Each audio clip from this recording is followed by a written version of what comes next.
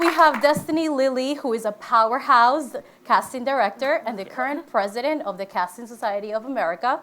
She's a two-time Emmy nominee and a four-time RTOS Award winner.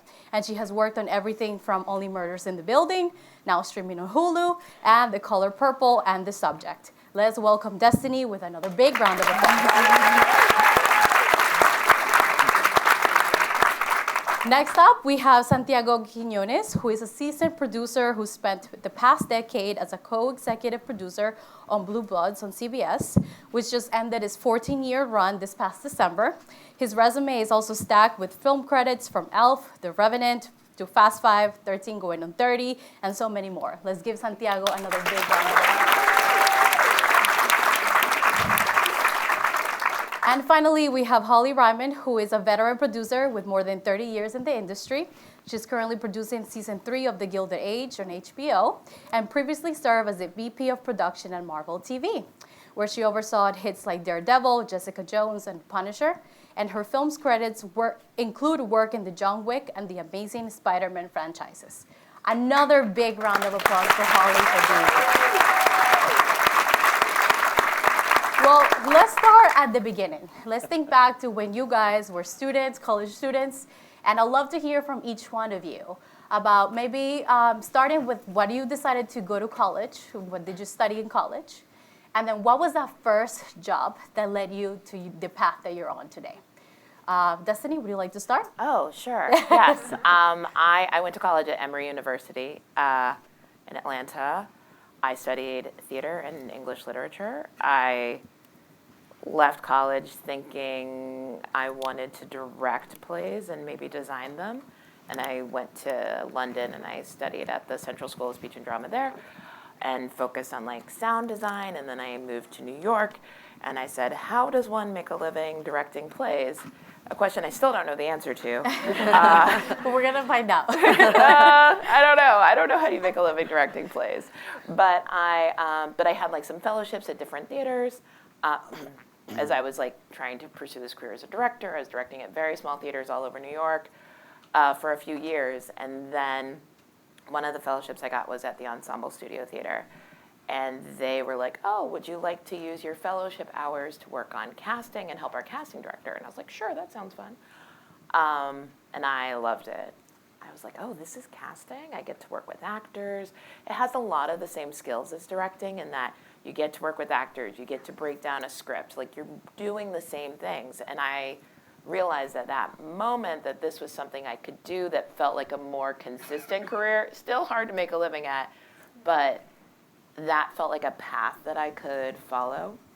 And then that casting director helped me get my first job in casting, which was actually casting background actors, which was an incredible experience where I learned a lot. Also, I learned I did not want to cast background actors.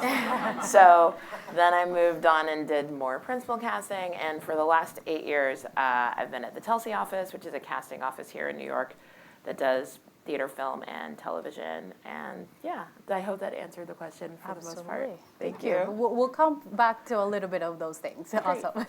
Santiago, tell us a little bit more. Yeah, so first thing is thank you for coming, and thank you for having me here. And I always feel lucky when I'm with people like these folks because I feel like I learned something too.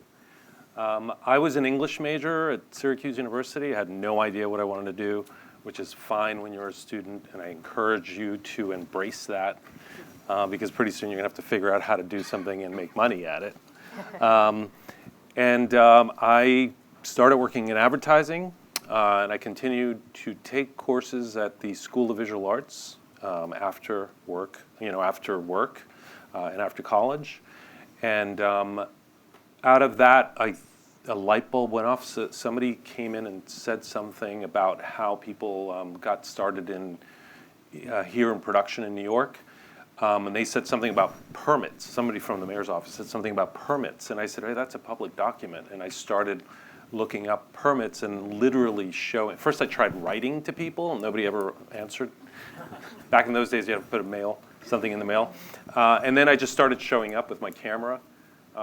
And sure enough, that's like slowly I started like sort of becoming part of some productions. That's the gist of it. Very nice. Thank you. Holly?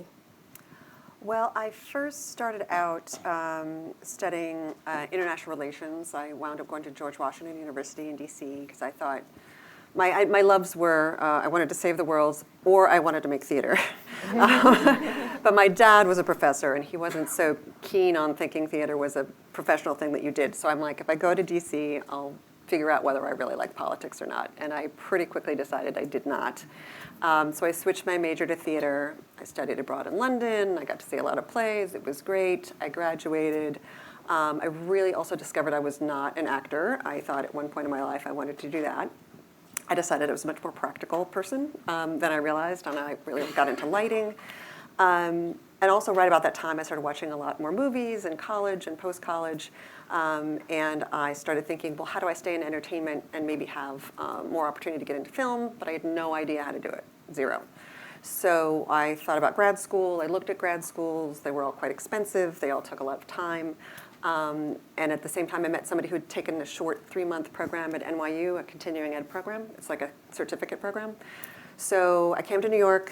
I did that for 3 months, and then I decided I wanted to be a cinematographer. I was going to get into lighting. I was going to be, cool woman DP. So I started taking little low budget, no budget projects because like everything, nobody's going to trust you with camera equipment unless you can prove that you can do it. So you have to do it for another grad student or something. And but I was also sending out my resume to everyone and anything, any address I could get. I literally in a typewriter and a stamp and mailed it. And I finally got someone who wanted an intern in a production office. Which I did not think I wanted to do. But I eventually said yes. And that job actually wound up kind of turning into like every other job I had for years. I started as an office intern. I had to leave in the middle of it to go do one of my camera gigs, but they knew about it. But by the time I came back and I started learning about the film business as a business and realizing I was really good at organizing and juggling things, that's kind of the path I took, was more through the office. And I kind of went from intern to PA. They wound up hiring me from like a non-paid intern, turned into an actual PA on that show. And then I kind of kept working. I did accounting a couple times. I did locations coordinating once. But eventually worked my way through the office. And that was the path that eventually set me into production managing and then producing. Thank you. Now, first of all, there's no linear path for any of us, No. right? And for all of you folks, you know that you gotta try, figure it out. But Holly, you touched on the different points that you were able to work, PA, then producing, then all of that. And I would love to expand it to all of you as well. What are some of those entry-level jobs that they should be looking at when they graduate from college that maybe are, when you guys started out, and maybe some of the new ones that are on the shows that you're working on? And Holly, you can continue that, or... Yeah, I mean, it's pretty much everybody starts in a non-union sort of way of being a production assistant, whether you're on set or whether you're in the office or whether there's production assistants in the art department, in the costume department. You can start in an entry-level way and really sort of get a feel for what those different departments are like working with. And and I think any job is a good job. Like you take a week job, take a day job, and always be ready to pick up your phone and be ready to go. Because I can't tell you when I was starting out how many times you get the call the night before. Is somebody stuck, somebody couldn't come into work, something happened, and they need somebody now, tomorrow. Can you be there at 5 a.m.? The answer is yes. Mm-hmm. Just show up. And if you show up, they already feel like they owe you something. And then if you work hard, then they're likely going to call you again. And all of those short experiences too, even if it's something you think you don't want to do necessarily, a department you don't think you're interested in, it's still, for me as a producer, understanding what every department does is really important for what I do. I think you're much better as a producer or as a production manager or someone who manages different departments if you understand what they literally do. I'm sure you would agree with that. I do, actually, and you touched upon a couple of interesting things, especially about the fact that this is a business. Although there's some image of like all the creative stuff and all those things that happen So the way it's glorified, you have to remember that it's still a business at the end of the day, and I think that's what we've learned along the lines. We probably kind of do this, we do similar things now, so we can compare notes. I do remember that feeling of having to be there at the moment's notice, and that phone call ringing, basically getting that phone call and not saying no. That's a very big deal in this business. Unfortunately, it's the way it is. But the minute somebody says, let me call you back, I got to see if I can, that's kind of like, They move on. they're going to move on. They move on, and you might not be on that list later. Right, that you won't be on the list, and that job will not exist in 10 minutes, I guarantee it. So the other thing, too, is like, how did I start? Like, I remember a beautiful day like today, many beautiful days like today. I was in my 20s. People who were out at dinner or at happy hour. And I was like exhausted, having started work at 3 or 4 in the morning. And I was hauling garbage bags around. And I was hoping not to run into anybody I knew. But for some reason I stuck with it. And I think it was because I loved the idea of what we were creating as a group. It's very collaborative. It was a lot more collaborative, this business, than a lot of people lead on. I think a lot of people take a lot of credit for themselves, the directors, writers, but it's a very collaborative business, and that is very satisfying, at least to me. So, you have to go through these really hard periods, and I always say to young people, take this figuratively and also literally, but I always say, learn to make a good cup of coffee. And I mean that, even at this point in my career, I don't know if you feel this way, but I am still getting coffee for somebody, whether it's literal or figuratively. I am still making sure that there's something I'm attending to, something that I'm serving, and I think that goes a long way. This is a business about people. Remember, it's a group, and they need your help. And if you're going to be part of it, you got to be there. You got to help. I love that. Collaboration is quite important. It's very important. So is coffee. So it's coffee. Especially if you're up at 3 in the morning. Yeah. I also think, a lot of the entry-level positions I think are kind of the same, even in casting. You're looking for someone to PA for a day, to run the camera in your session, things like that. But yeah, a big part of it that I've come to realize over the years is that this is a people business in the sense of getting to know people, and it doesn't matter if it's like Steven Spielberg or if it's someone fresh out of school, treating that person with kindness and respect, making sure that you are always focused on a kind of client services mindset, making sure that you're taking care of the people that you're working with, that is a big part of the process. Especially for me, I find it really important to every audition, even if an actor doesn't get the job, I hope they had a good time. I hope they enjoyed that process, that the actual process was a good process for them. And we try to make sure that that's a priority, that even if, they don't end up with the job, they still had a great experience. We send people to set, we hope they have a great experience. All of those things, trying to build a positive experience for people is a really big part of the way that I approach work, and that's kind of things that I learned along the way, and always treating everybody with kindness and respect. And also it comes back to help you, because 10 years later, somebody's like, you were nice to me at this audition where I felt like I bombed. And I was like, really? I don't remember. But I'm so glad that was your experience. So I think that's a big part of it as well. No matter what you're doing, if you're hauling trash bags, you're trying to do it with a smile on your face. And, being kind to the people you're working with while you're doing it. I love that. That's so important. I cannot tell you how many times, no matter where in media you are, people like to work with people that they like. Yeah. So touching upon that, we got to start building our networks, right? You recently graduated. In order to work at big productions or become a producer or PA, you need to have some sort of network. What is the advice that you all would have for the students and the recent graduates to start building those networks? What should they start doing before they even graduate? Well, that's a good question, actually. So I don't know about you guys, but I know that I've been approached by both people I know, just people that know a student, but I've also been approached by students. And I try to make as much time as I can. Sometimes it's really hard because I like literally lose track of all my emails. That's how many emails we get. I know that sounds like lame, No, but if you're so getting true. something like Very 20, true. 30,000 emails, there's no way to keep track of that, no matter how organized you are.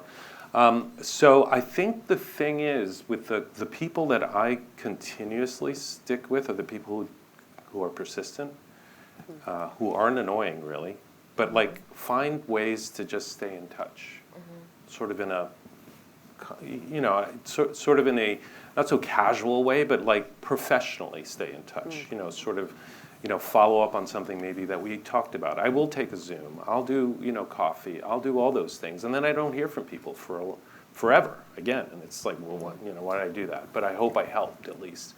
The other thing is somebody said something to me that was very interesting. When I was in college, I was a college student. This professor said to me, just do what you want to do in life, and surround yourself by those people, and people will help you do that. And that's been true for the most part. People rally and help you, especially if you're clear about what it is that you want to do. Not all the time banging them over the head with that information, but this is a people business. We're spending lots of time together, so just figure out what it is that you want to do. Reach out to those people that do those things, and then follow up with them. I love that. That's why it's so important to not just like network with us here, but network amongst yourselves, because you guys are going to be doing the work in the upcoming That's a years. very good point, because the other thing too is like your roommate, that young person that you're working with, getting coffee with, hauling trash with, all those people are going to move up with you. Yeah. And some ahead of you. And some ahead of you. Might a lot be of able to them call ahead you. of you. A lot of them ahead of you. It's never Yeah. really clear for a long time who's, how it's all going to go. So you do want to stay friends with people And network, yeah. like-minded people who also work hard and want to Yeah. do similar things than And you exchange jobs with each other too. Like, hey, I can't do this. Do you want to cover for me? Yeah. I had a little network of people there for a while that and I wanted to make sure it was people that represented me well, because if I got the call, Yeah. I didn't want to recommend somebody and then they screwed it up, because that was my contact. Right. So I found that group, and we just traded back and forth. It's not to be exclusive. It was just to be a little protective of I'm going to say this and it's going to sound weird, of the brand. But I think you do become, when you're in the freelance world, you kind of are fostering a brand of yourself. And I don't mean that in the kind of influencer kind of way that it is today. I mean that more in like the professional person you put forward is a bit of a brand that you have to sort of look out for in the freelance world, because that's going to carry wide. And you're going to get those calls because you are that person that they want. Holly, what else should they be doing to continue networking? Well, I think also just putting yourself with like-minded people, go to film festivals, put yourself in the environment. I think one of the things too is also just putting it out there, what you think as you start to develop what you want to do, talk about it, put it out there. I can't tell you how many times, even further on in my career, I wanted to change from managing an office to managing a set. And I didn't have a clear path to do that. And I was just at a dinner party with some people that I had worked with, and I was saying it out loud. And the next thing I knew, someone at the table was listening and said, oh, Holly wants to do this. And I got a job as a supervisor on a job that led to the next job, which led to the next job. But it was because I was sort of advocating for myself and saying it out to people, putting it out there. No one's coming in your house to find you and give you an opportunity. You have to, I think it's important to get, even still now, we all need to stay relevant, the market right now is a little slow, and if you disappear from people's minds for too long, Yeah. they're going to think of the people they saw last. Right. That's the other thing. Yes. Yeah, and it can be a social event. It can be you can volunteer at a film festival. There's lots of ways to sort of stay in a relevant community, and I think students, you can all support each other in that way. But it was probably a different process when I started, how to get addresses for offices that were starting up. But that is the main place that takes in resumes, is the production office. Yep. And they're the first people that will hire. And if you write a good cover letter, which is now an email, nothing that bothered me more, sorry, I keep doing that, than getting a very generic email from someone saying, I'll do anything. And you're like, okay, well, how do I know where to place you then? You know, if obviously you're a young person that has interests, but I don't know, I'm not gonna call you and pull it out of you. You have to tell me what you're interested in. You can say it'll do anything. I'd really love to be in the art department or anything else. But at least it gives a starting point for, you know, where you might be most interested in to try to fill a slot that we might have. But I think self-advocacy and just really just talking and staying relevant and creating a community of people is a big deal. And especially with set PAs, they have lists of each other that they'll call, you know, and it's one person's job on that set to like make sure they've got 10 people tomorrow.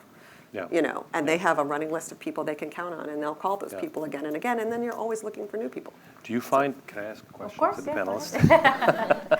I don't, because we do something we do the same job, basically. I mean, she's a much more experienced person than I am, but. So do you have the same problem I have? Like, I forget names very quickly. Mm-hmm. And it's almost like the cachet has to be cleaned in my brain, you know, from that job. Same thing with scripts. You know, I'm doing TV. Yeah. I'm forgetting right away. So, right? So to her point about staying relevant and staying sort of in the social circles, you know, you can't take it personal when somebody that's incredibly busy or like just having to do so much doesn't remember you or your name in particular. That's true. From project to project. So that's what I mean, like try to find ways to stay in touch and just reach out to folks that you just work with or people that you want to work with. Yeah. And Holly, you touched a little bit upon this, but I'm going to ask Destiny to learn more because this is something that you do, I imagine, on a daily basis, hiring people, right? What are some of the skills and the qualities that you look for? Let's not talk about actors at the moment, but I would love if somebody that's going to help you hire an that assistant? actor. Yes. Wait, do you mean like an assistant or associate? Yes. Okay, yeah. Typically, so I work in a larger office, so a lot of the time we have like a pool of people who work there and then we assign based on availability, based on skill set. But that's not the way most casting offices work, actually. Most casting offices are usually like there's one or two casting directors and then they'll have a pool of associates they tend to work with.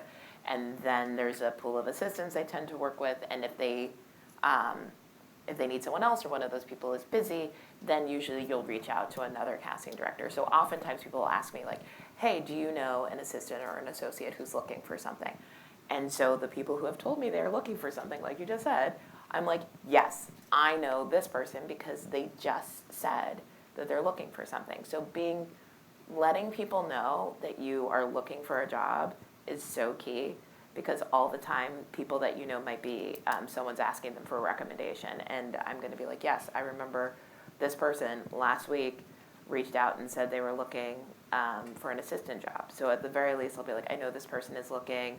I had a coffee with them a couple weeks ago, like, you know, give them a shot at an interview at least. And so that is a really big part of it. But typically when I'm working on a show, it's more like, oh, who on our team is going to be on this one and who on our team is going to be on this one. So it can be hard to like get into the qualities I'm looking for. In casting specifically, you have to be a strong communicator. It's a lot about being good on the phone. You have to talk on the phone. I love the younger generation. I have found that people are afraid to talk on the phone. And that's just my experience. I'm like, you gotta call that agent on the phone. You gotta be okay. So yeah, I mean, it's a profession. You have to learn to make a professional phone call. It can be daunting. I know there are lots of people who don't like to talk on the phone. It's a learned skill, but it's an important skill to have, to be able to pick up the phone and talk to the person on the other line, because then you start to become a real person to them and not just an email from like an assistant email. So being able to talk to people on the phone, being able to send a professional email, you know, maybe with a greeting and with commas and periods, and you guys laugh, but this is an important skill set to have. A lot of casting is administrative. It is phone calls and emails and following up and putting information into a spreadsheet and then putting that on a list and then finding beautiful pictures of the actors to add to that list so that we can send it to our team and it looks beautiful and everything is accurate about that actor's availability and the different credits that they've worked on. But all of that, to put all of that together, means that it's a lot of following up, a lot of emails, a lot of phone calls, and being able to stay on top of it. Another skill set that's really important is being self-directed. So not necessarily needing to be told every single step that needs to get done. Being like, hey, can you do this thing? Saying, yes, I can, asking any questions, but not necessarily needing your hand held through every step of a process. Being able to be a bit of a self-starter and have some initiative is really important. Having an aesthetic as you grow as a casting director, saying like, I like this performance and I don't like this one and this is why. Being able to articulate really what's exciting about a particular actor or what you're drawn to about a particular script. That's a really big part of it. And then just like having a positive attitude and being able to work collaboratively, which was a challenge for me early on. Not that I didn't want to collaborate, but I'd done so many things early in my career where I had to do everything. So I got very kind of focused on like a lot was living in my head because I was like, well, I know what's going on because I'm doing this thing. And as I started to work in bigger teams, I realized I had to put more information like on a spreadsheet or like in an email and not just let information live in my head, which is not helpful to your collaborators if it's just in your head. Which was a lesson I had to learn because I'd done so much when I started out that was just me, so I didn't have to write it down because I knew what was going on. And I do actually have a good memory for names and faces, so I'd be like, yeah, no, or I'd be like, the guy who was in the thing. I know exactly who I'm talking about, right? So that's a thing too, being a good collaborator, making sure that you're keeping everyone on your team updated because sometimes you make a phone call but the other person on your team doesn't know about that. So however you communicate, whether it's like text, emails, whatever, we use Slack in our office, to be able to communicate that is really key. And realizing that it's like you said, it's a business. You know, I always say it's show business, not show friends. So sometimes there are times that decisions are business decisions. And it's not necessarily the artistic decision you wanted, and it's not necessarily going to go the way, like go to the actor that you wanted, but it's not about that. It's about serving the whole project, and sometimes you have to be just flexible in that way. Thank you. I know, Santiago, you wanted to Yeah, add something. just because I thought of something like if you don't want to be in the office and if you want to work on set, there's this wonderful program at the DGA called, it's a DGA trainee program, I think I have that right. And that's also, you have to apply for it and everything, but it's also a wonderful way to, make that first step and then get to know people. What they do is they put you on different jobs and you get to learn, depending on the job and the style of that particular job, you get to learn the nuts and bolts of how they do it. Because every production, although we have a lot of similarities, we do have our own culture, almost every production. We have different ways of doing things, there's little nuances. And what's great about that program is that they will put you with a lot of different groups throughout the course of the program. And then you come out of it, I think, pretty experienced. And I heard Sandy's out there somewhere, so I just want to make sure I plug that. There she is. Oh, now he called you out. So. I heard she walked in, and that's a wonderful program, so thank you for that. Amazing. So we're going to be jumping into Q&A in about 10 minutes, but I have one big question for all of you, and that is, what is the mistake that you've seen young folks do at the sets that you recommend they don't do? And Holly, you might be thinking, or Santiago. I have a lot of pet peeves. I'm probably the wrong guy to ask because I run a pretty tight set, and I do feel that like whoever's on set is representing the production, especially when you're out on the street.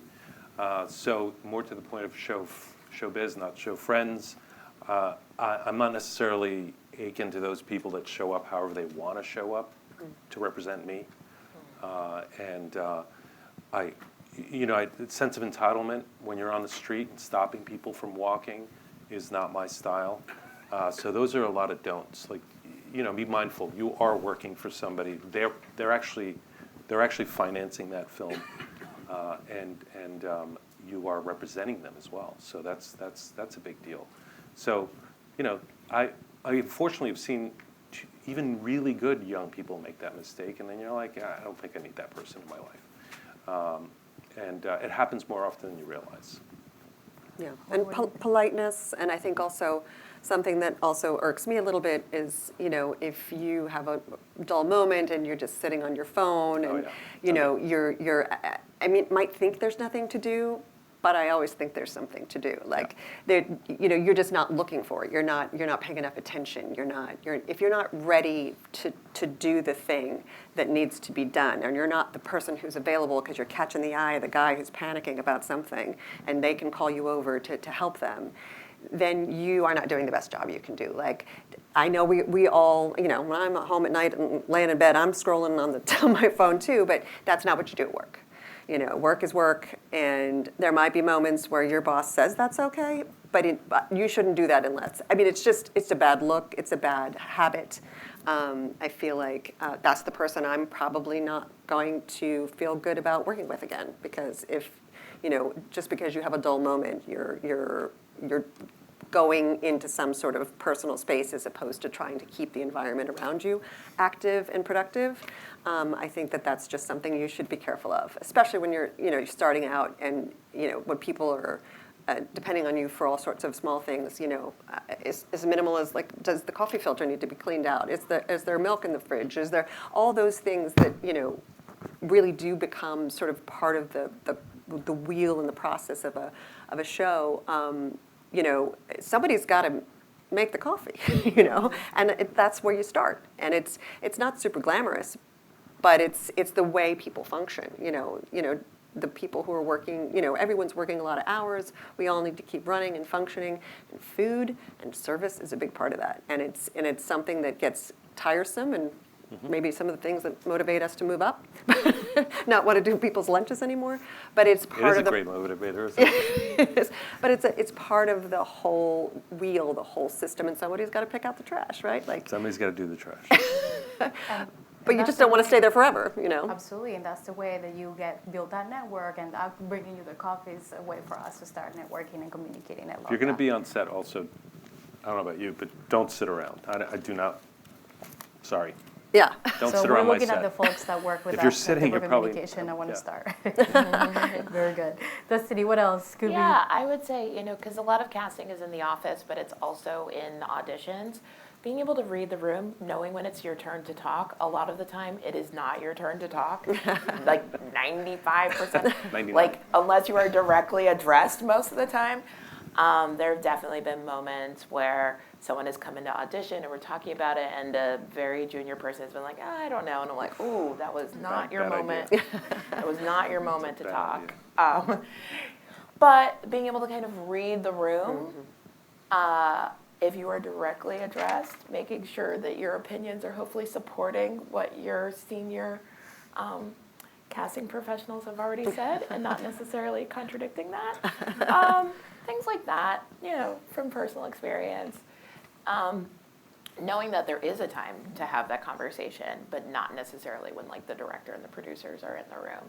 Like, us presenting a united front, and you're representing, like you guys said, you're representing this team, so it's important to back them up. And if for some reason you feel differently, finding a very political way of answering any questions that you are directly addressed, and maybe keeping your opinion to yourself in that moment when you have the whole team there.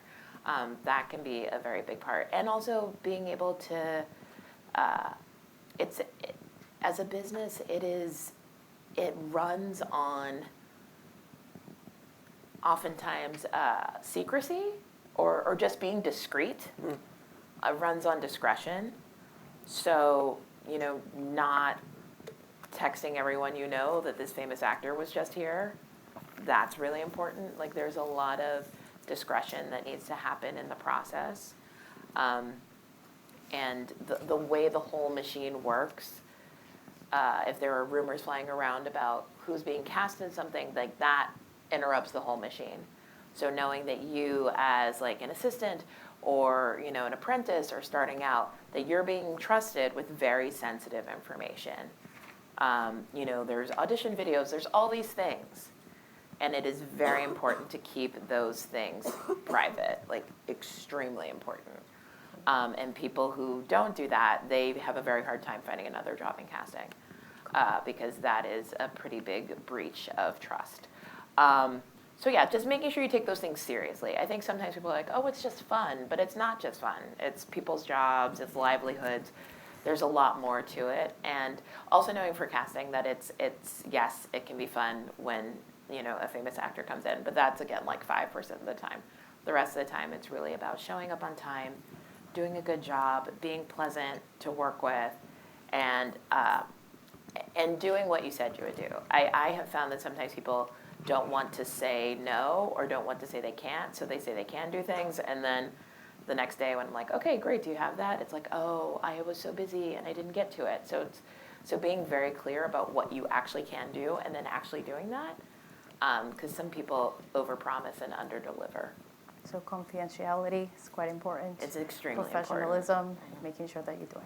Very nice. I would imagine what you do is probably similar to like when I was a location manager, right? Where you're actually, you're presenting things a certain way, and you don't need somebody else in that room to, upset the apple cart for all intents and purposes. You're making a presentation almost all of the time to a director or whoever it is that you're talking to. So it all goes back to communication. I love that. Yes. So I'm going to ask our students and recent graduates and everybody that has a question to start lining up. There's going to be some folks on the two side aisles that are going to have the mic. And while you start lining up, I have a question for each one of you. And if we could do these quickly so we can allow. But it's more related to the shows that you guys have been working on. So Holly, the Gilded Age just won an Emmy for production design. A big round of applause. Yes. So how does producing a historical drama differs from more of a modern show? I'd say, again, communication is huge. It's time. You need so much more time to get ahead of things because nothing happens quickly. It takes us 6 weeks to make one of those dresses. So if that dress that is specifically slated for the wedding or this event or that ball or whatever, or if you have schedule changes and you need to pull up some scenes because of, I don't know, COVID or something, right? Which happened all the time. It was chaotic. Yes. You can't just pull. I'd have to communicate with my production designer, my costume designer, my location manager, everybody, and say, what can we do? Because some of these locations aren't available, some of these dresses aren't available, some of these sets couldn't possibly be dressed in that time, or they're being rented out for some other event. Because so many of our spaces are so huge, they're often used for real people weddings and real events and Christmas parties, and so it's really about sort of anticipating change and reacting to change, but also being as far ahead of it as you possibly can be, because you can't go down the street and walk into a pizza parlor and shoot a scene, in a few days. You have to prepare this very specific looking thing with very specific set dressing that is often not only specific, it's like for that, Again, we won an Emmy for production design because our Bob Shaw, our amazing production designer, takes everything so seriously. Every place has its own very specific look, and it's not like you can go to IKEA and buy a desk. So it's really about planning and adjusting and working together to adjust to a business that changes all the time. Yes. Very nice. Santiago, Yes. New York City was the main character of Blue Bloods, right? Now, what are some of the unique challenges or maybe a joy about filming in New York? Yeah, so I love, and I've shot in many places in the world, I love filming in New York. New York is, this is me. I don't know if everybody feels this way, but it fills my eyes, in sort of that photographic way, that like, when you look in one corner or one direction, there's a beautiful frame, and you turn around, and there's another beautiful, very distinct frame. And so one of the unique things about shooting in New York, overcomes a lot of the challenges because it's a very difficult and dense place to shoot. and you're interacting with so many people. But one of the great advantages that you can find is that you can tell a story very efficiently, especially in episodic television, a little different from, definitely the complete opposite of what Holly's situations have been like, because she's doing a period piece. But when you're doing a police show, you turn around and you can get grit for one story, and then I can turn around and get beautiful glass architecture for a different story within that script. And that's one of the joys for me at New York. I love shooting here. So exciting. Yeah. Destiny, you've done TV, film, theater, and every other medium. Can you tell us a little bit more about what's the difference between them, and if you want to should students maybe just pursue one of them, or can they do all if they want to become casting directors? I mean, in casting, especially in New York, you can do all those things. It's one of the great things about New York is that there's a vibrant theater scene, there's a lot of film shooting here, and there's also a really big television scene. So you can do all of them. I find that they feed each other. Like an actor I saw at the theater, I'm just like, oh, I should have them audition for this movie, and vice versa. So I find that it really helps me as a casting director to be even more aware, because I'm seeing so much theater, and then I'm working on a TV show, and then I'm watching TV, and then I'm like, oh, I wonder if that actor would be good for this thing. So it's a lot of cross-pollinating, and most of the actors in New York tend to do both. Not everybody, but most people tend to do both, so that is something that is a way to be constantly exposed to new actors and work with them. The approach to casting it isn't that different, because I'm just looking for great people.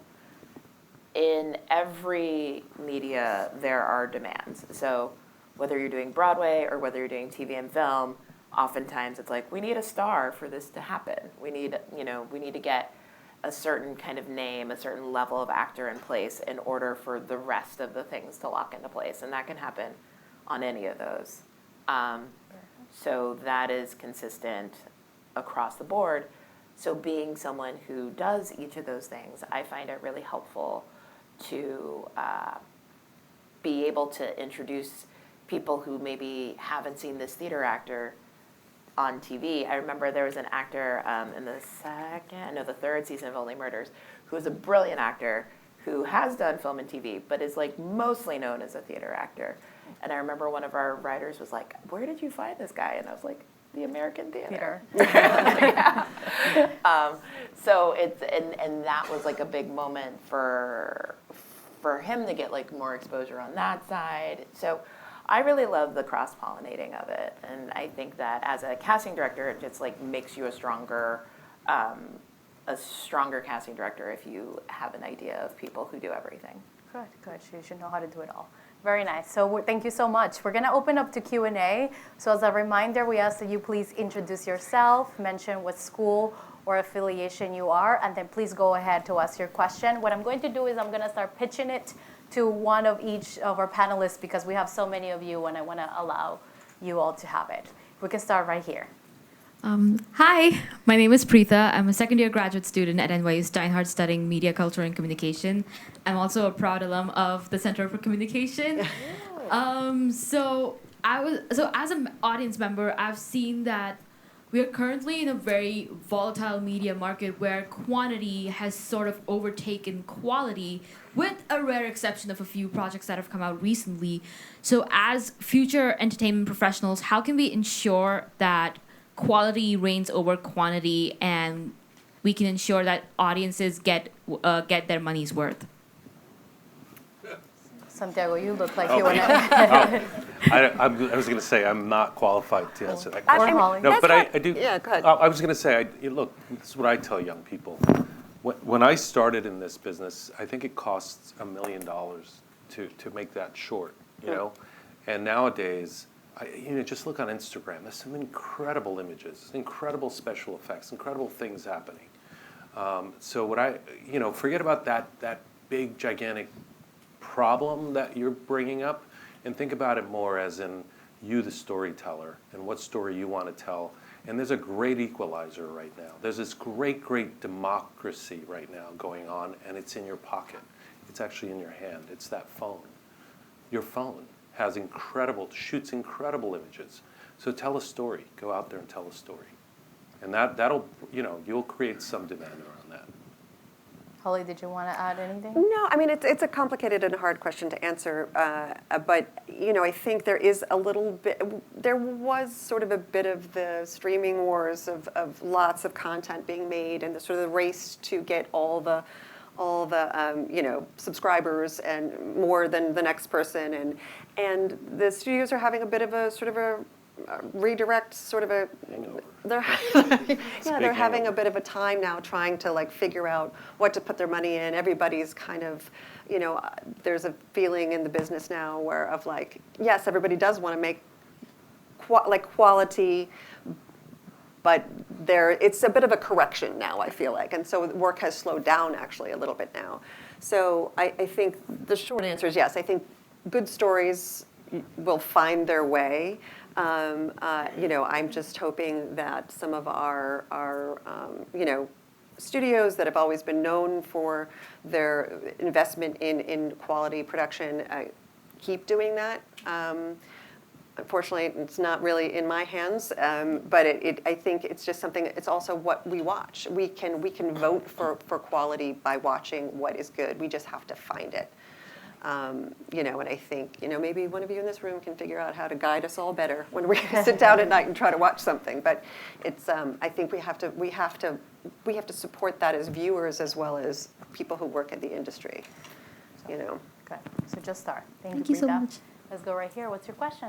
Hi, my name is Anna. I'm a sophomore at Columbia studying psych and film.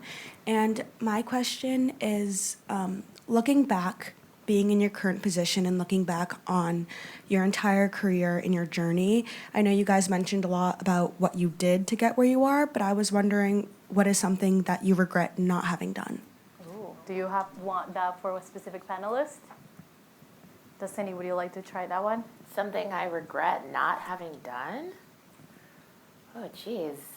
I try not to have, this feels very deep, I try not to have regrets. Because even, there are certain, it definitely took me longer to get where I am now in my career than I would have liked. But I think the fact that I kind of wandered in the wilderness for multiple years has given me a very deep appreciation for where I am, because I very much know that it wasn't handed to me and that I had to work very hard to get where I am, and so I appreciate it more. Would it have been great to, have made more money in my 20s? Sure, but I think that I am the person I am because I had a lot of other jobs before I became a casting director, because I understood that success in this business is not guaranteed or handed to you. So I knew that I had to work very hard for it. So I don't have any regrets. I see it all as how I learned and became the person I am, and that I'm stronger for it. Thank you so much. Learning opportunities. Here we go with our next question. Hi, I'm Ray. I'm a graduate of Ithaca College's Park School, the television and digital media production program. My question goes out to the producers. I'm curious if you can advise on moving up beyond a PA. How can you upskill to go on the producing path to become a production secretary or somebody else in the office? What hard skills would you suggest developing or looking into, or programs or tips, tricks of the trade? I mean, that's what I did. I started as an intern, became a PA, and then I wound up working with one person quite often, and she really believed in me, and she just kept kind of elevating me to the next position. Once you have to learn the position you're in really well, and you observe the person ahead of you, and learn their job, and then you have to take a leap of faith, or someone has to take a leap of faith on you, and then you get better at it. And I mean, it's all you're learning. You're always learning what other people are doing, and so, I mean, I became a secretary, then I became an assistant coordinator. I had one day I finished a movie as an APOC on Perfect Murder, and on a Friday and a Monday I was a coordinator on Analyze This. It was a different job. It's a just jump up for me, but I knew I could do it, and the person hired me who knew I could do it. But I had been in years sort of learning the whole environment in order to kind of get there. Everybody has to take that first sort of head of your department job there's always going to be the first time for everybody, right? So you just have to work hard and know what that job means, and then you have to be willing to do it. And then again, I think I mentioned earlier, when I wanted to get out of the office and into more management and set management, that was the bigger jump. Yeah. That was harder because I'd spent all these years in an office learning that, and I knew the equipment and I knew what the people did, but I'd spent like no time on set.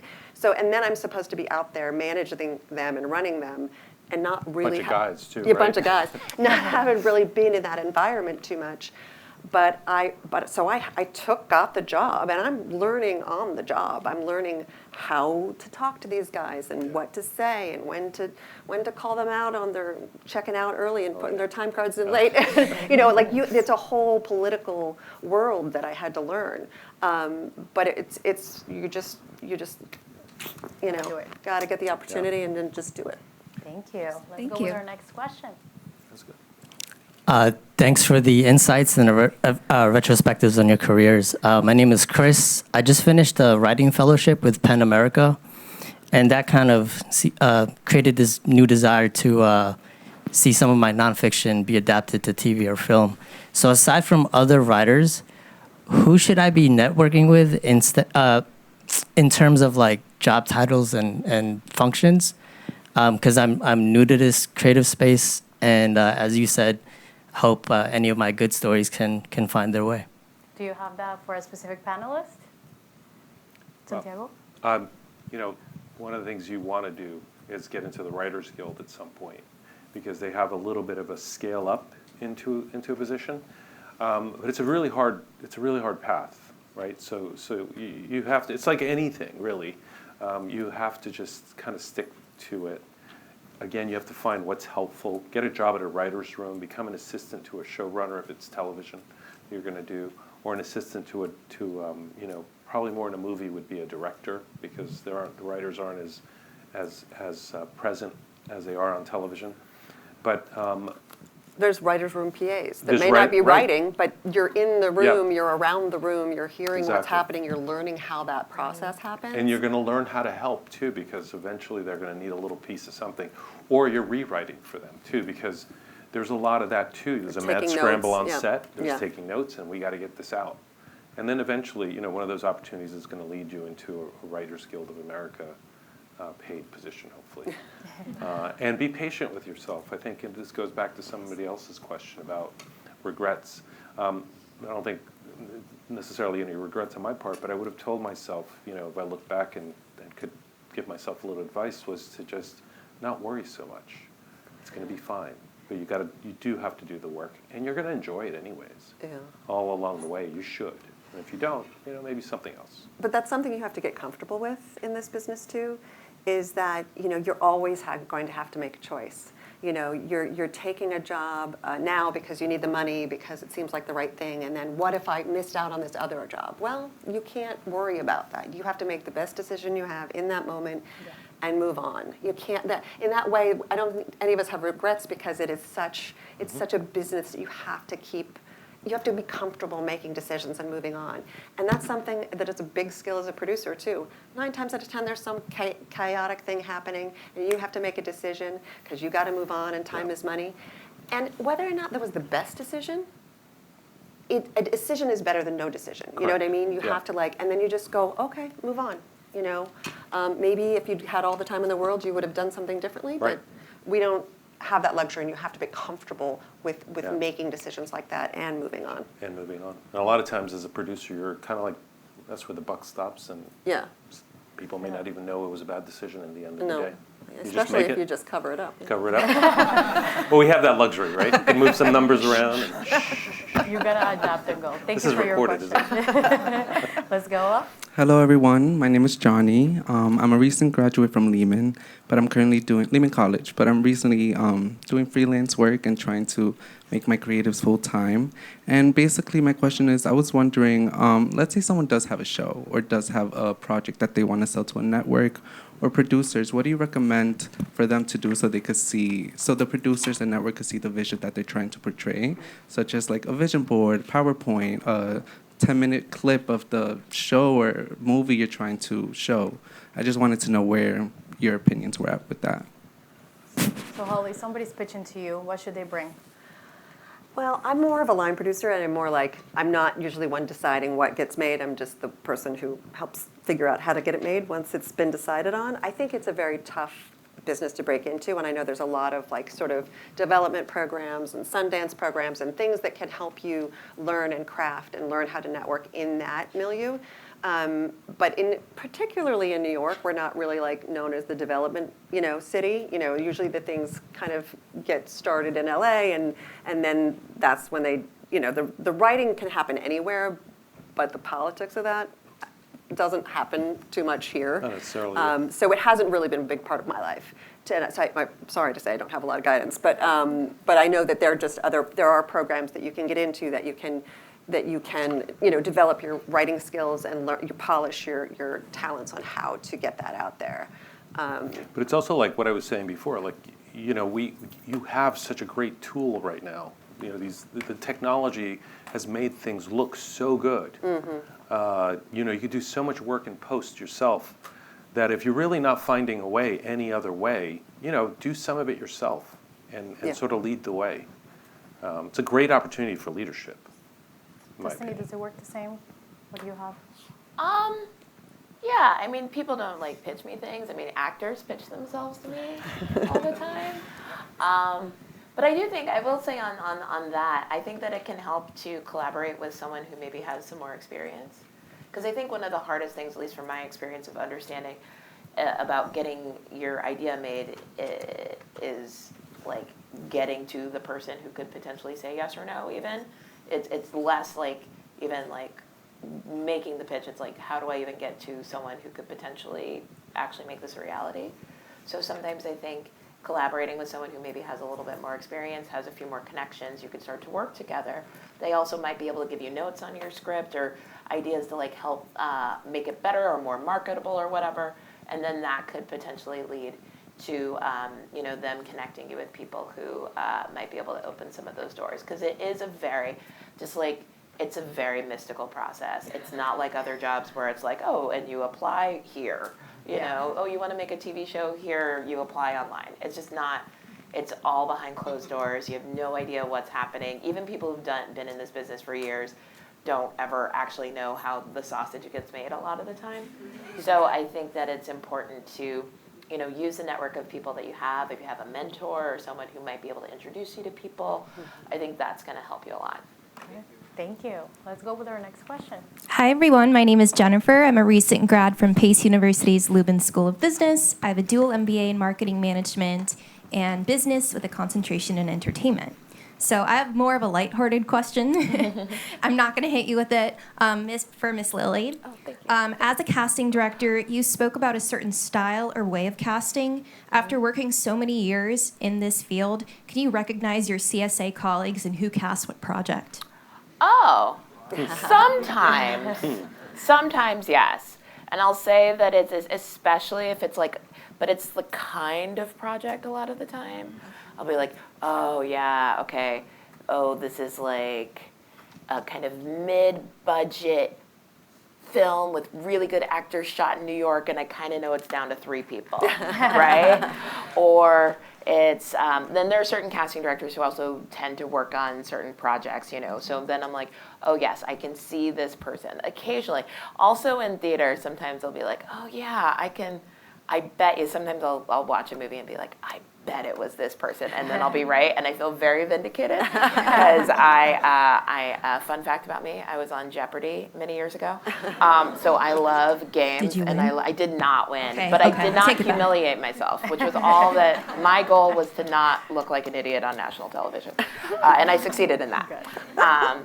But I love games. Like, I love the gamification of anything.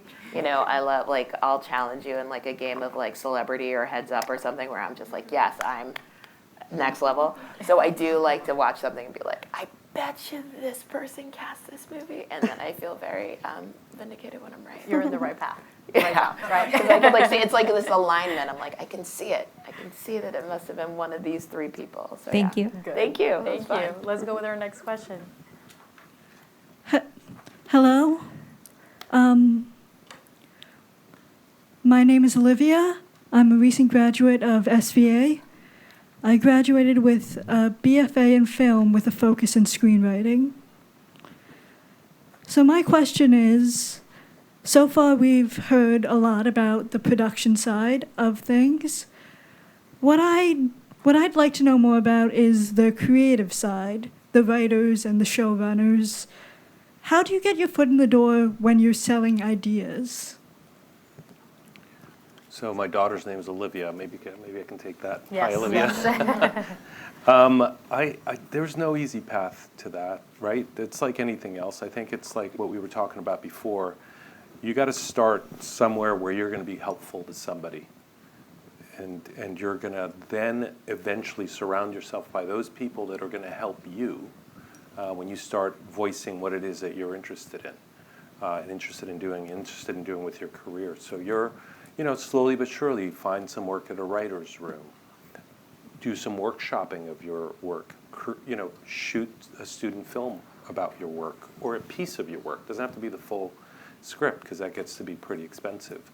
Find an actor that likes your script. That's the other thing about financing. You're not going to really get it done unless you have an actor or a director attached, really, that's going to bring in money. Because again, it's a business.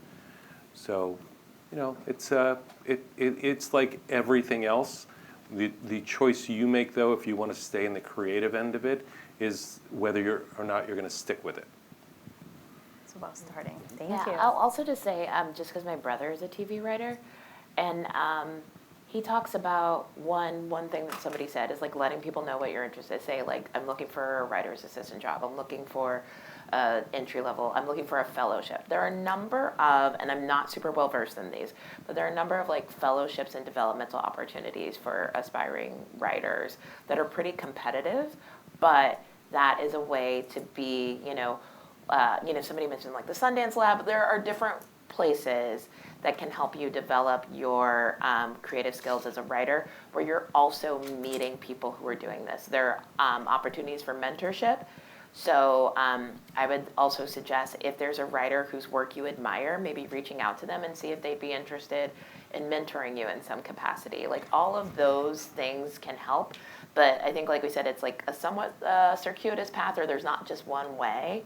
But it is something where I think that in order to be creative, you also have to do all the things we've talked about today. There's no real separation between the creative and the production. Like it's all intertwined.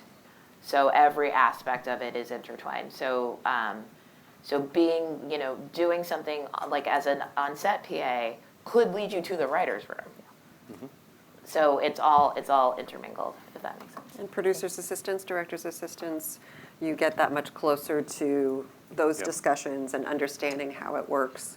But again, those things are all on the production side of it once the things are made. So it's I think most of those like labs and programs and absolutely just getting yourself maybe immersed with other people who are already doing it, But I think, you're right, everybody's going to have a different story, Yeah, we got to try it all. Thank you. Let's go with our next question. Hi, my name is Sade Quintanilla, and I'm a recent grad of the Peter Stark Producing Program at USC, and I'm also a showrunner's assistant on a daytime show. So being in New York, I came here for the opportunity that I have right now as a showrunner's assistant, and I'm trying to understand the entertainment landscape in New York in comparison to LA. And I'm someone who's really interested in like what gets made, and like supporting executives and making those decisions. And so I wanted to know if you could share a little bit insight on which production companies that are New York based are kind of more involved in what gets made as opposed to more of like the physical production side, or if you could share some advice for just ways I could maybe like maximize networking with the right people to get to the people that work and make the decisions about what gets made. You mean like development? Yeah, like development or like like more of kind of like a producer's assistant job that's less on purely on set, but like one that's, you know, like I help with script coverage or packaging, whatever, like pitches or whatever, and then if set is involved as well, going on set with the producer. Well, it sounds like you're kind of in the right place, right? Because that one thing is going to lead to the other, hopefully. You want to get into our list, right? Because we get these questions on these forums that we have as producers. And, you know, you want to do the whatever job you're doing, you want to do it really well. And you want to continue to be on that list, because when those jobs, right now it's a very slow time, by the way, but when those jobs start coming back to New York, if you're on that list, you're going to get that call, I promise you. So it's New York's not necessarily the creative content decision-making town. We are more production. We also have literature here on this side, but this is the production hub, I think, and it's going to be even bigger with the New York tax incentive enhancements that are coming. And the only thing I would say also, though, is if you're interested, like you mentioned stuff like packaging, if you can need some agent assistance, because there are a lot of agents. All the big agencies have offices in New York, and a lot of what's kind of happening is coming across their desks. You know, like these assistants at the bigger agencies. So networking with them is going to be really helpful as you start to build your career, because eventually, like if you're going to be producing or directing, you're going to need an agent as well, hopefully. So that could be a way to start that conversation. That's a way a lot of people in LA start. Yep. And it's oftentimes I wind up being in a studio after that, or being some sort of producer on something. But starting as an agent's assistant has been traditionally kind of another way in, but that's more of an LA-based thing. But we certainly have agencies here, so there's no reason. It's really hard, though, the agency work. Oh, yeah. That's what I've heard. I've hired a few people. It's a little brutal. Very hard. It's brutal. Good question. I've heard. So you're in the right Thank path. you. Thank you. Let's go with our next question. Good evening. My name is Shauna Swain. I am a junior at the Fashion Institute of Technology, majoring in advertising and marketing communications, minoring in film and media studies, creative technology, and psychology. She is doing it all. She had to. In keeping with that overachiever lifestyle, what would you recommend for someone who also has a background as being a creative on set? I did makeup on film and television sets, music videos, etc., but want to move into the business side. Do you think that I should tout the IMDb and all of that, or should I dumb it down and kind of focus on like the administrative background that I have? I don't think there's anything wrong with saying all the variety of things that you've done. I think that shows that you have a familiarity with the business and things like that. I think in that case, you might want to just write an intro, to your, it's not just your resume, but some sort of a little bit of an explanation of what you want to do in an email that's in a cover letter, let's say, to sort of put that forward. But it doesn't. I certainly wouldn't dumb it down. You just certainly can list things. It just shows the variety of things that you've done and your familiarity with the business. I don't think it hurts you in any way, as long as it doesn't appear as if that's what you want to continue doing. Thank you. Let's go with our next question. Hello, I'm Malala Samira. I'm a recent graduate from the American University of Paris, which a bachelor's in film studies as well as a minor in theater performance. And I'm going to be doing my master's here in the city at NYU for media producing. And so my main question is, how does one get their foot in the door to become an assistant or to get those entry-level opportunities? I feel like I've been very strategic in starting in background work just to get my face in front of some of the producers and hand them my resume, or becoming an audience member for some of these live TV shows and then leaving my resume on the soundboard. But how does one get those live, a coffee chat or a Zoom? How does one? I'm not afraid of a phone call, but a cold call email is kind of probably not the best. So go ahead. Do you want? Oh, I was just gonna say, one, I applaud your moxie, because that's bold, and you got to be kind of bold. I think you said a few things about this earlier. You can if people send me emails all the time saying hey, can I chat to you for a minute? I may or may not get back to you. It usually means I'm really busy. Follow up. I'm not mad. I just missed it, or I forgot, or I have 1,000 emails. But be okay with the answer being no or nothing. And if you do that with a few people that you specifically are interested in, because if you just send it to like hundreds of people, that's not helpful. But if you're like, oh, this is what I specifically wanted to do, for example, if you were specifically interested in casting, saying like, hey, like you're someone that I would be interested in meeting with, I'll hop on Zoom with somebody for half an hour usually. Like, you know, I'll find the time for that. And then not everyone does, but if you are strategic, like you said, you can find enough people that they might be able to help guide you in the right direction. I think you can, because it's hard to get emails and phone numbers from people, I think a good thing is LinkedIn. Mm-hmm. Yeah. I'd recommend that. Mm-hmm. You know, people reach me all the time on LinkedIn. Mm-hmm. Just be specific, because you're entry level. You know, I know you have a great education, but I mean, you have to be specific about that entry level that you want to be in, because then they'll see that as useful immediately to them, as opposed to some long range thing about in the future you might want to write or direct. It's then definitely worked. Like yeah. internships or becoming a production assistant. But Yeah. I just want to see like the best way. And I think that's one way, but just start like I said before, like I started just showing up at places with my resume. Yeah. And it was like, you know, it's a little scary. I'm sure they were probably more scared of me than I was than the other way around, but well, just because like some guys showing up. You know? Oh, I see. It's like you seem nice. But yeah, thank you. But it's like just like literally that persistence.